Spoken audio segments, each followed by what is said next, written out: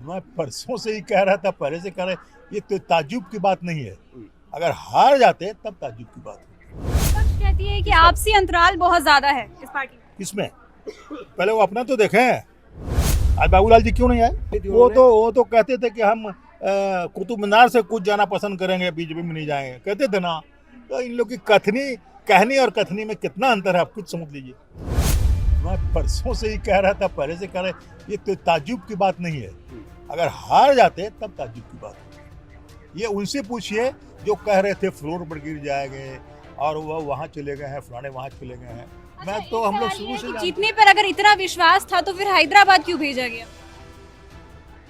देखिए ऐसा है ना, ये लोग साम दन भेंट सब लेकर पड़ जाते हैं। तो अगर मैं अपने लोगों को यहाँ छोड़ देता, और आपने इनका इतिहास भूगोल जाना होगा, चाहे महाराष्ट्र को हो, गोवा को हो, सब जगह पर ये शुरू हो जाते हैं उस लाइन पर, सरकार को गिरा के ज़बरदस्ती सरकार बना के गठबंधन करके 9 ईस्वी किया है।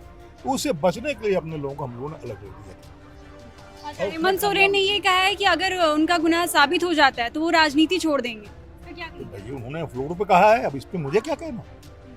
उन्होंने फ्लोर पे ये बात को कही है, और जो कहा उन्होंने सच कहा है। इसके उनका साथ साथ कहीं पर लोबिन किसी- हेम्ब्रम का भी एक स्टेटमेंट आया था कि उनके सलाहकारों ने मतलब कि अच्छी सलाह शायद नहीं दी, इसकी वजह से उनको आज ये दिन देखने पड़ रहे हैं। लॉबिंग बाबू का मैंने जवाब नहीं दूंगा। लोगों के बीच में कैसे लेकर के जाएंगे? ये जो पूरा प्रकरण हुआ, हेमंत सोरेन जी को इस्तीफा देना पड़ा, अभी भी ईडी की गिरफ्त में है, लोगों के बीच में इसको कैसे लेकर के जाएंगे? देखिए हम लोग, अब चूंकि पार्लियामेंट चुनाव है, उसके बाद असेंबली चुनाव है, हम लोग अपने प्रचार में लग गए हैं, शुरू हो गए हैं। अब मान लीजिए प्रेस से हेमंत जी को मना किया बात करने के लिए, कि असेंबली के फ्लोर पर तो अपनी बात उन्होंने रख दी है, और उसको आप लोग लेकर लोगों को पहुंचा दीजिए, हम लोग पहुंचा देंगे। और अगर मैं तो चाहूँगा, ऊपर वाले से दुआ करूँगा, बेल हो जाए तो फिर बता दूंगा इन लोगों को घुमा घुमा कर। तो हेमंत सोरेन नहीं है, चंपई सोरेन अब मुख्यमंत्री हैं, असर रहेगा? चुनौती बढ़ गई आप लोगों के लिए? नहीं, बिल्कुल रहेगा, और एकजुट है। और जो काम हेमंत जी के सरकार के टाइम में शुरू हुए थे, बहुत ज़्यादा काम शुरू हुआ, और बहुत काम ज़मीन पर उतर भी किया है। जो बचे हुए उसको चंपई बाबू ने खुद ही कहा कि पिछले जो हेमंत की सरकार ने जिन कामों को शुरू किया उसको लेकर हम लोग आगे बढ़ेंगे। बड़ी वजह क्या मानते हैं आप? जो फ्लोर टेस्ट आज आपने जीता है, और जिस तरह से पूरा जो ये घटनाक्रम लगातार पूरा प्रकरण चला, तो माना ये जा रहा था कि सरकार नहीं बचा पाएंगे, लेकिन क्या वजह रही? सरकार भी बची और विश्वास मत भी जीता। ये गठबंधन बहुत मजबूत है, एक सेकुलर दलों का गठबंधन, ठीक है ना।